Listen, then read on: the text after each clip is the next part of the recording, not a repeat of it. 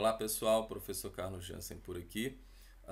E hoje eu vim trazer alguns comentários em relação ao artigo que foi enviado à nossa lista VIP essa semana. Se você não faz parte da nossa lista VIP, é simples, basta ir lá na minha bio no Instagram, clicar no linkzinho e fazer o seu cadastro. A partir daí você passa a receber conteúdos exclusivos produzidos pelo professor Carlos Jansen, tá? Bom, então o artigo dessa semana foi intitulado Suporte metabólico para o coração, terapia complementar para insuficiência cardíaca. Então, é um trabalho bem interessante que fala basicamente de alguns mecanismos relacionados à doença, né? Alguns mecanismos relacionados a distúrbios metabólicos no coração insuficiente e de possíveis terapêuticas. E isso fez com que alguns colegas lá no Instagram me questionassem, professor, mas por que você não está falando de exercício? E uma resposta bem objetiva, pessoal, é a seguinte: o exercício físico é a pontinha do iceberg dentro de um universo muito mais complexo. Então, antes de pensar em colocar um paciente desse aqui para se exercitar, eu preciso conhecer muito bem a doença, conhecer muito bem o tratamento medicamentoso, conhecer muito bem a fisiologia clínica aplicada à doença, porque o exercício físico, da mesma forma que ele pode contribuir para a melhora da saúde funcional desse paciente, ele pode agravar a doença também, se mal prescrito, prescrito no momento inadequado e de forma inadequada. Então nós já temos vários trabalhos na literatura mostrando isso.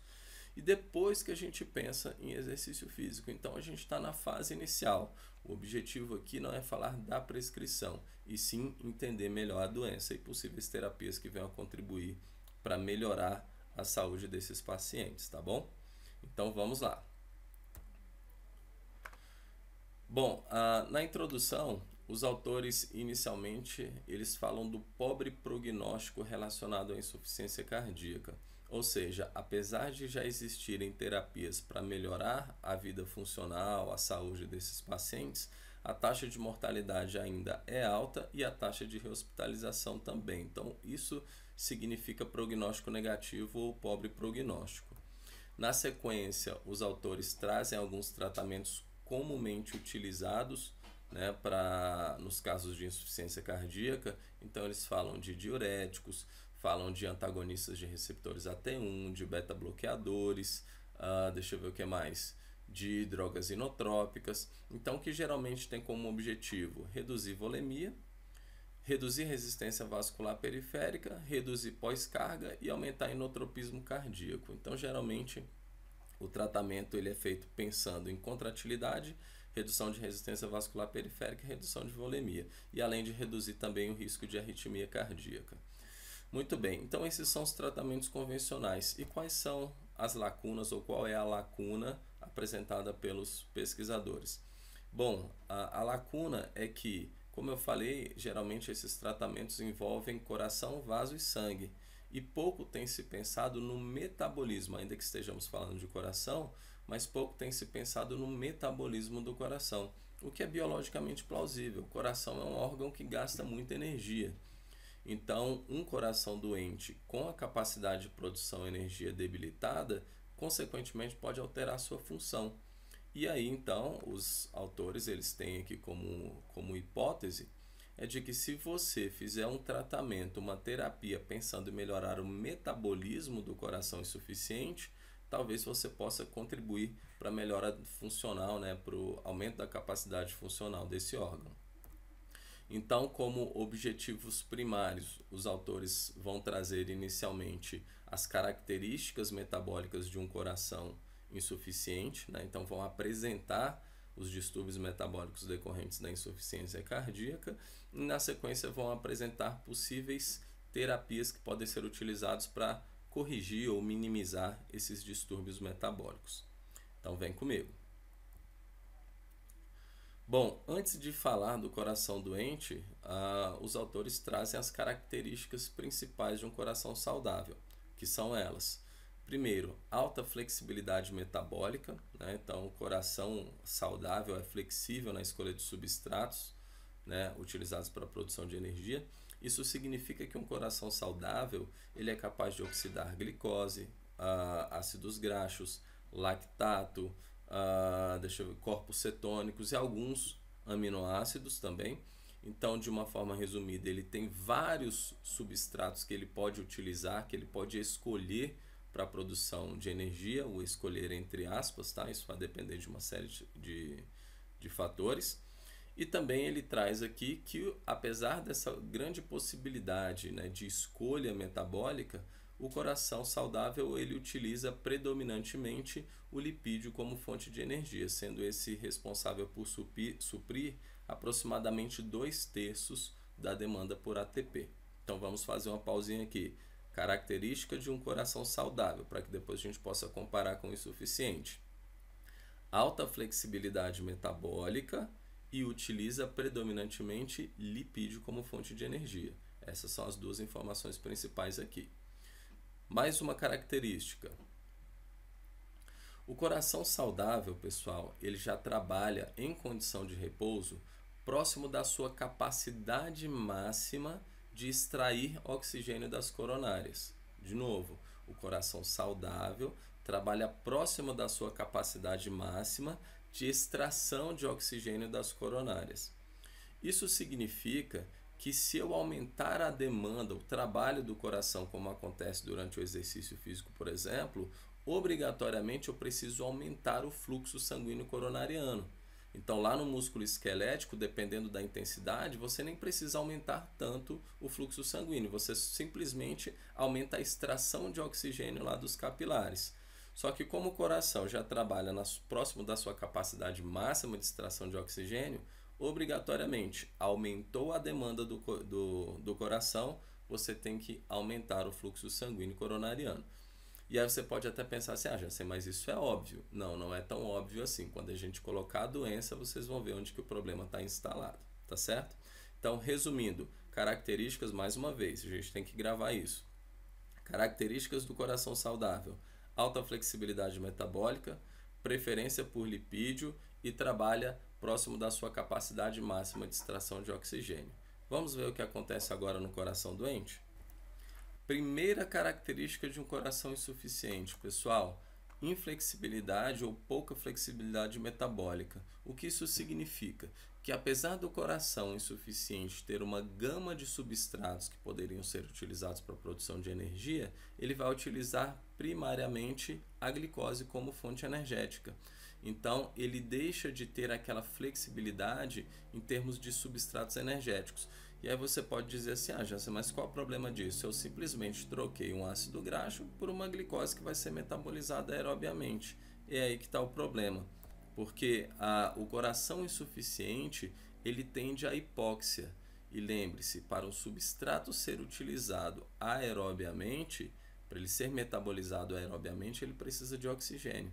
Então, se esse coração insuficiente tende à hipóxia, ou seja, a disponibilidade de oxigênio nesse tecido tende a ser limitada, acaba que o metabolismo aeróbio ele passa a ser comprometido. E qual o resultado disso? O resultado disso é que aquela glicose que deveria ser metabolizada aerobiamente, em grande parte, ela é desviada para o metabolismo anaeróbio.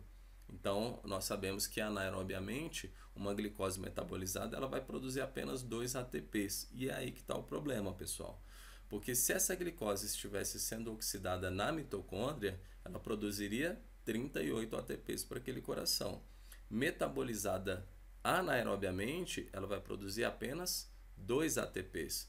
Ou seja, para suprir a demanda energética do coração, ele vai precisar de muito mais substratos, utilizando com predominância a glicose, enquanto em um coração saudável ele estaria utilizando o lipídio, que me ofertaria muito mais ATPs por substrato metabolizado. E aí os autores fazem uma consideração interessante aqui, de que essa alteração metabólica cardíaca que acontece na insuficiência, ela pode ser um mecanismo de defesa do coração. Como assim? Resumindo o que o autor diz aqui, ele traz que você utiliza muito menos oxigênio para oxidar uma glicose do que você utiliza para oxidar a gordura. Ou seja, se oxidando glicose eu utilizo menos oxigênio e esse coração de fato é caracterizado por baixa oferta de oxigênio, isso passa a ser metabolicamente interessante. Então, eu estaria economizando, de certa forma, entre aspas, o oxigênio que está sendo disponibilizado para o coração. Então, uma visão que, lógico, merece investigações futuras para confirmar essa teoria, mas que faz todo sentido do ponto de vista biológico, né? Pensando em metabolismo energético. E aí, na sequência, os autores trazem essa imagem que ilustra um pouco do que eu acabei de falar. Então, vejam, em um coração normal você tem alta oxidação de lipídio e glicose para a produção de energia, uma alta flexibilidade metabólica. E aqui a gente está falando de oxidação aeróbia da glicose, tá? E observe que conforme você tem um agravamento da insuficiência cardíaca, o potencial para oxidação de glicose aerobiamente e também o potencial para oxidação de lipídios começa a cair e você tem o aumento da taxa de glicólise anaeróbia pelos motivos que eu mencionei previamente, né? Então, se você tem baixa capilarização, baixa oferta de oxigênio, então essa glicose ela tende a ser desviada para o metabolismo anaeróbio lático. Bom, e aí? O que os autores propõem em termos de tratamento? É óbvio que eu não vou discutir com vocês aqui nomes e mecanismos de cada uma dessas terapias propostas para melhorar o metabolismo do coração, mas ele resume tudo isso muito bem nessa imagem. E é aqui que nós vamos explorar um pouquinho mais. Eu acho que aqui esse é o grande tchan do artigo. Então, lembrando, pessoal, coração insuficiente, ele utiliza mais glicose devido ao fato, tende a ser, né, devido ao fato de ter pouco oxigênio disponível. Isso tira um pouquinho a flexibilidade metabólica, né, e a contratilidade dele é limitada. Isso é um fato, por isso que ele é insuficiente, por isso que ele tende a ser insuficiente. Ou ele tem problema no mecanismo de contração, ou no mecanismo de relaxamento, ou as duas coisas, o que é muito comum. Tá? Então, pensando na terapia metabólica, o objetivo primário seria, número 1, reduzir a oxidação lipídica e aumentar a oxidação aeróbia de glicose. Por quê? Para a gente ter uma necessidade de oxigênio menor comparado ao metabolismo da gordura. Então, para isso, eu teria que potencializar tanto o transporte de glicose para dentro da mitocôndria quanto a sua oxidação. E por último, melhorar, obviamente, a disponibilidade de ATP e a contratilidade. Então vamos ver quais são as propostas do autor que podem ser alcançadas a partir desses recursos terapêuticos aqui. Então vamos lá. Primeiro, inibição da CPT. O que é a CPT? A carnitina palmitoiltransferase. Para que serve essa proteína, pessoal? Ela serve para transportar a gordura para dentro da mitocôndria, transportar o lipídio para dentro da mitocôndria. Então, se eu inibir o transporte lipídico para o interior da mitocôndria, automaticamente a oxidação dessa gordura vai cair, a taxa de oxidação dessa gordura vai cair. Segundo ponto, que poderia ser alvo de terapia, de acordo com os autores, é a inibição da beta-oxidação. Mais uma vez, se eu inibir a beta-oxidação, não tem como oxidar o lipídio. Então, eu acabo desviando o meu metabolismo para quem? Para a glicose. Em relação à glicose, os autores propõem o aumento da disponibilidade de piruvato e o transporte de piruvato para o interior da mitocôndria. Isso faria com que o metabolismo seja desviado para a fonte aeróbia. Então lembra, a glicose ela é metabolizada no citoplasma, vai a piruvato, e de piruvato podem acontecer duas coisas. Ou esse piruvato vai a lactato, processo mediado pela lactato desidrogenase, ou ele vai entrar na mitocôndria. Então, os autores propõem alguns mecanismos aqui para você aumentar o desvio de piruvato para a mitocôndria. Por quê? Porque na mitocôndria você vai produzir muito mais ATP por glicose metabolizada do que se ela fosse metabolizada anaerobiamente. Então, ele propõe aqui algumas terapias para você aumentar a disponibilidade de piruvato, potencializar a atividade do ciclo de Krebs e da cadeia transportadora de elétrons, o que é óbvio, né, necessário para que a gente tenha produção de ATP aerobiamente. Terapias que visam aumentar os mecanismos de recaptação de cálcio, o que vai favorecer tanto a contração quanto o relaxamento do miocardiomiócito. Terapias que aumentam a atividade, a disponibilidade. Não, disponibilidade não seria o termo correto. aumentariam a taxa de hidrólise de ATP na cabeça da miosina. Pronto.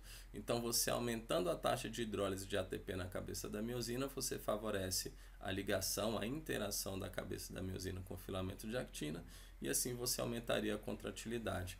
Então, turma, de uma forma geral, nessa imagem aqui, por diferentes recursos, o objetivo metabólico seria, então, você desviar o metabolismo do lipídio para a glicose e desviar o metabolismo da glicose em direção a fontes aeróbias. Então, eu teria ali um menor custo de oxigênio com uma produção de ATP relativamente interessante. Então, não sei o que vocês acharam, eu achei essa descrição metabólica aqui super válida, super interessante. E eu comecei a pensar aqui, fazer algumas conjecturas com o exercício. Então, será que o exercício físico poderia contribuir de alguma forma nesses distúrbios metabólicos? Já fiz uma pesquisa, já identifiquei alguns artigos, vou fazer a leitura. E assim que eu eleger o, entre aspas, melhor artigo para a nossa discussão, eu envio para vocês lá na nossa lista VIP e a gente volta a conversar. Espero que vocês tenham gostado do artigo e até a próxima, né? Um próximo momento a gente fala um pouquinho de exercício físico e distúrbio metabólico no coração insuficiente. Grande abraço.